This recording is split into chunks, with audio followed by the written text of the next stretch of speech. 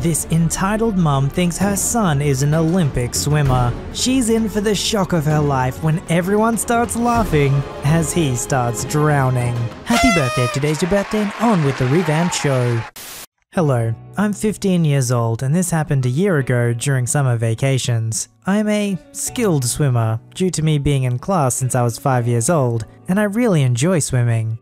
During the summer vacations, my father tends to sign us, father, little sister and me, into swimming classes on the university he studied in. This is a service that the university has, and well, that wasn't our first time there, so the professors recognized us. One professor I really liked was named Lewis. He was the professor for the advanced class, where I was in, and he always defended me from the 17-year-olds that were in the class as well. But enough backstory. This happened almost at the end of the course, and we were having a special class on the deep pool. This was 7 meters deep, 23 feet, and was my favorite because I liked diving. After the class had ended, the professor let us do whatever we wanted for 30 minutes, time that the other classes, greens and medium, were using to have normal classes. Only the advanced class had this special class. On that time, I started diving and having fun while swimming. But 10 minutes before the end, a woman approached the professor with her son. He was like 13 or 14, so my age, and started asking why I was there.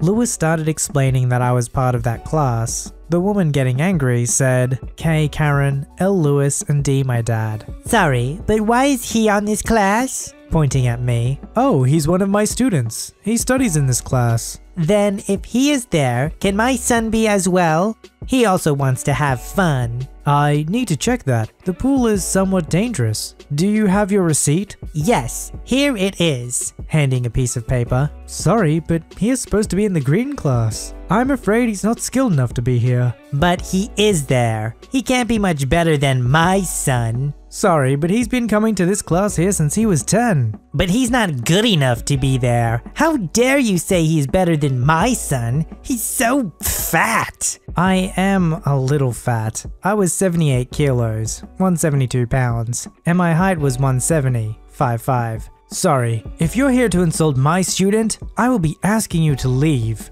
Oh, so now I'm insulting your student. I'm the customer here, and you will let my son have fun. Sorry, that's not possible. I will ask you to return him to his class. The mother was really upset and started talking crap of the professor while leaving, but her son turned back and ran into the pool, not realizing how deep it was, and he was now 2 meters deep in the pool, having problems to get out. He had no ability on the kicking. Before we reacted, we all started laughing at his inability to swim, but then we realized the kid was really drowning and was sinking. I was not the hero of this story though. Another student, I'll call him Alex, dived in and rescued the kid that was now crying on the floor after being thrown out of the pool. How dare you touch my son, you freaking pea! Ma'am, your son was drowning. He wasn't. He is completely capable of swimming. Then what about letting him in again and seeing how much he can survive? He starts laughing. They were 17-year-olds that had fun with seeing how a kid was drowning. But I'd be lying if I told you I wasn't laughing inside as well. You! Pointing at me. You're the reason my son almost drowned. You make it seem so easy. That's why my son jumped into the pool. Sorry, but you and your son have to leave now. I'll be calling security if you keep this up. No, I want him banned from this place. He is a bad influence for kids his age, making them think swimming is easy. All the classes had already ended by now, and the tantrum she was making could be heard by everyone. So my dad, that always comes for me, approaches her and asked, "Is everything okay here?" Who the frick are you? I'm here for my son. I climbed out of the pool and walked in the direction of my dad. Wait, is he your son?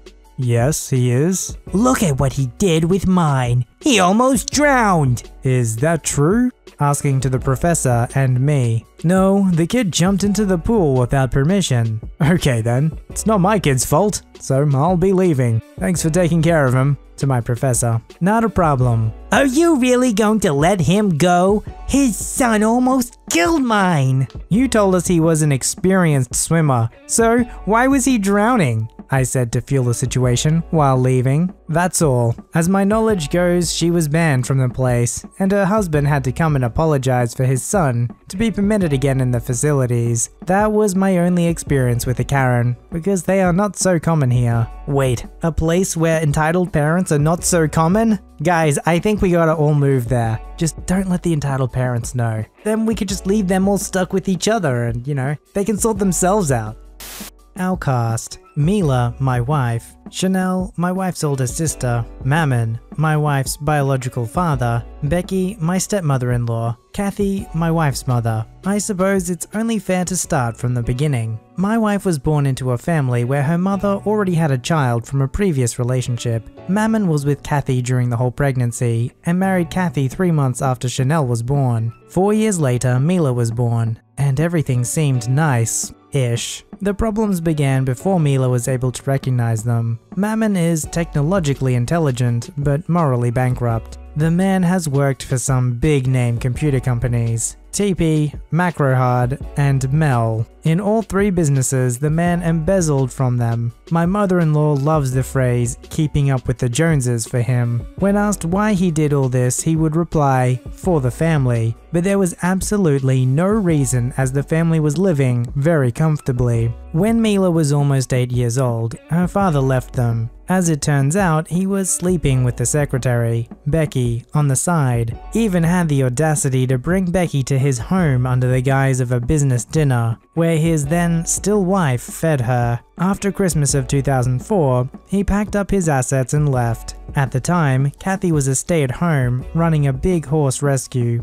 When he left, the rescue went under. They were providing desperately needed medical attention for broken racehorses. The rescue was so big, they even at one point took care of Secretariat's grandson. Classic brat. Along with abandoning the rescue and his wife, he left behind his 2 daughters. The divorce was finalized in June or July of 2005. In that same year, around November, Mammon and Becky, who'd been living further north from where Mila lived, came to take Mila, 8 years old, and Chanel, 11, for a weekend. Poor Chanel wanted nothing to do with him and locked herself in the bathroom. Kathy had to coax her out because Mammon was threatening to call the cops because it was his weekend, and according to him, it was against the law for his daughter to refuse to go with him. After leaving Kathy's home with the girls, the duo blindsided them with the surprise that the girls were going to be the flower girls of their wedding in Texas that they were driving down to at that moment. Mila had no clue as to what was going on, as she was an autistic 8-year-old who still loved her dad very much. Chanel was furious. Once down there, Chanel and Mila were told to call Becky Mum, and all of Becky's family that they were meeting there for the first time by family titles like Grandpa and Auntie. Both girls refused, and Mammon got ticked at the 2 young girls. Later, the girls would be told that they were rude and that they were treating them like a doormat and wiping their feet all over them to try and guilt trip them. Mila and Chanel never called Becky Mum.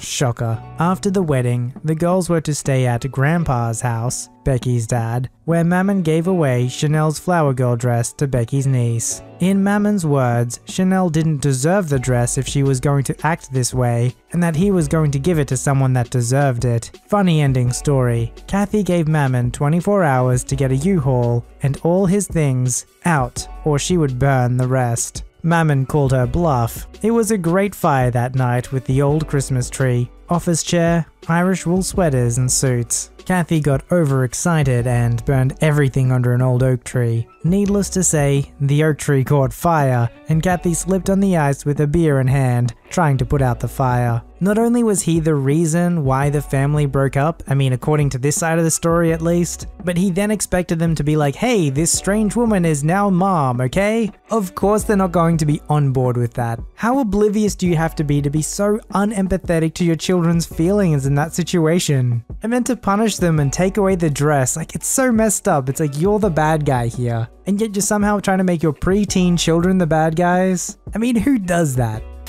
This happened a few years ago, during a family trip to London, so the dialogue isn't 100% accurate. I didn't do anything directly, but my mother, a fierce and sometimes petty woman, did. Cast is entitled Mum, EM, her 2 sons, aged around 6 to 9, EK1 and 2, my mother, MM. It was a warm July morning, and we waited about 45 minutes before the scheduled changing of guards at Buckingham Palace. We were towards the front of one of the gates, but there were a lot of tourists packed there at this point, since the guards were about to change any minute. My family was happy chatting amongst themselves when all of a sudden EM, EK1, and EK2 started shoving and screaming to get to the front. They ended up right behind us, with EK1 and 2 behind my mother. EK1 and 2 could not stand still. They kept shoving and pushing into my mum, while EM was still on the phone. The kids were also eating snacks and spilling some on my mum, since they were moving so much. After about 5 minutes of them being there, my mum was fully irked and turned towards them. "Hello? Could you two please stop moving so much? There are so many people here and it's hot, but you guys keep bumping into me." EK1 and 2 blank stare while stammering an incoherent response. EM finally notices what's going on. What's wrong? "Your kids are moving around and bothering us. Could you get them to stop?" Oh, EK1 and 2, they're fine. They've been waiting here for a while, and kids get antsy. "No, they're not fine. Please just get them to stand still, okay?" EM eye rolls. Sure, whatever. EM goes back to talking on the phone without saying anything to her kids, while EK1 and 2 continue to squirm and begin whining. Mom, it's hard. When's it going to start? "Mom, I'm hungry. When's Dad gonna get here?" EM then waves them off and continues to talk on the phone. EK1 and 2 then start to shove some more and fight, which causes us to bump into the people around us. Everyone's shooting dirty looks at these kids, and I hear other families complaining about them.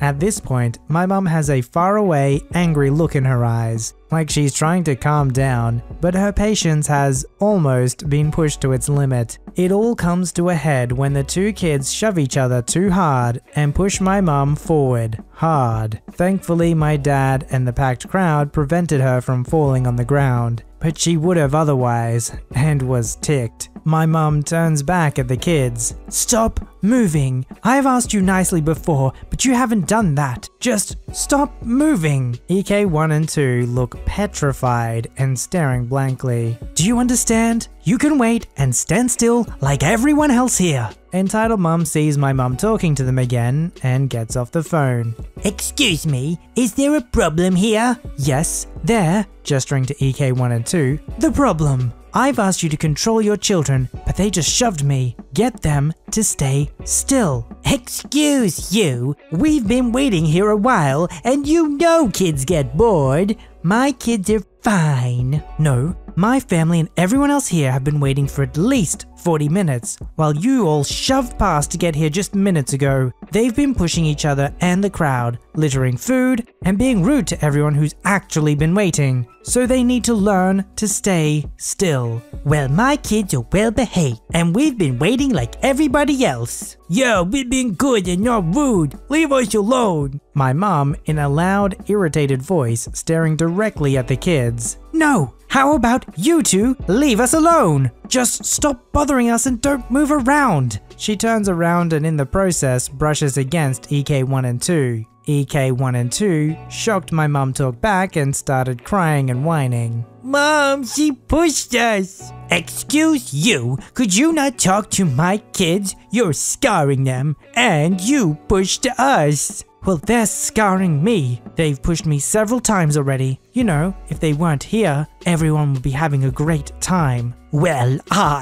Well, whatever. You need to figure out how to discipline your kids on your own. My mum then turned around. EM was speechless and quickly took her kids by their hands, running towards the back. Another family nearby told us that EM and her kids were something else and thanked my mum for speaking out. Thankfully, we got to watch the guards and have a nice vacation after. Honestly, good on that mum for standing up for herself. How often do you feel stuck in one of those situations where there's just some bratty kids doing something stupid and you're like, I can't just rouse on these kids. Even if they're doing something dumb, I'm gonna look like the bad guy. Plus, you don't want that kind of conflict with the parents. Well, she did what everyone else around her was thinking and everyone else was better because of it, so good on her. Submit your story to be read on the channel at VoiceyHereStories@gmail.com and join our Voicey veteran community at r/VoiceyHere. Don't forget to like, subscribe, and hit that bell to never miss an episode. Alright, Voicey veterans, I'll see you in the next one.